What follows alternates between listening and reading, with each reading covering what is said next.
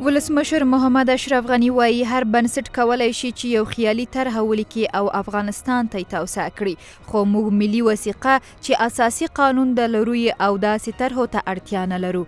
ولسمشر په داسې مهال دا څرګندونې کوي چې تازه د امریکا د بهرنیو چارو وزیر انټوني بلینکن نوموړي ته یو لیک استولی او د سولې په برخه کې د متحده ایالاتو په خوښه د یو شمیر پریکړو کولو سپارښتنې پکې شوي دي. ولسمشر غنی وایي د افغانستان د اساسي بنسټونو پر وړاندې هیڅوک د پریکړو اجازه نه لري.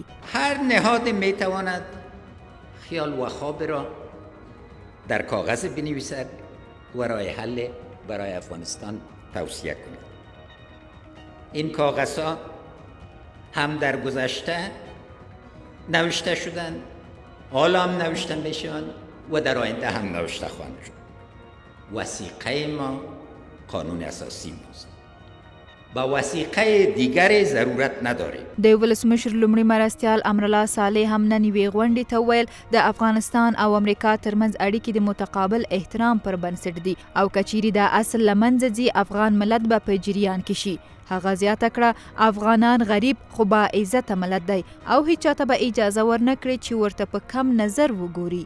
د سیاسي چارو یو شمیر کارپوهان وایي زلمی خلیلزاد د افغان سولې د تخریب لپاره هڅې کوي او ولسمشر غنی سره د شخصي عقدې له امله د افغانستان د حکومت غلط تصویر د جو بایدن ادارې ته وړاندې کوي.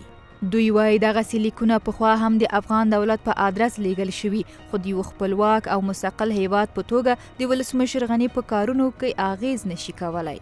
د دغه لیک استول په دغه تنده لهجه هغه حکومت او هغه هیواد چې یو مستقل هیواد دی او انتخابات باندې متکی ولسمشر پکې ریاست جمهوری کوي، دا علت دا دی چې د افغانستان امیج یا د افغانستان د فعلی نظام وضعیت د امریکا د متحده ایالاتو د بهرنیو چارو وزارت د استازي جناب خلیلزاد لخوا الته غلط معرفي شوی ده. د چارو د یو شمیر نورو کارپوهانو په باور د سولې په برخه کې د ولسمشر غني انعطاف د درک وړ دی، ځکه اعلان وکړ چې د جوړجاړي په خاطر د نړیوالو تر نظارت لاندې د وخت څخه مخکې ټاکنو ته هم تیار دی.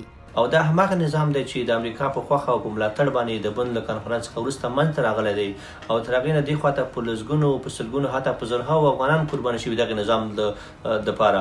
نو که چیرې امریکا دغسې کړنې کوي دا به افغانستان د یو بحران سره مخامخ کړي، داسې بحران به وي چې بیا امریکا ته هم د حل لارې معلومې نه وي او کیدای شي هغه وخت بیا امریکا هم په ډېر څه پښیمانه اوسیږي او بیا به وخت تیر وي.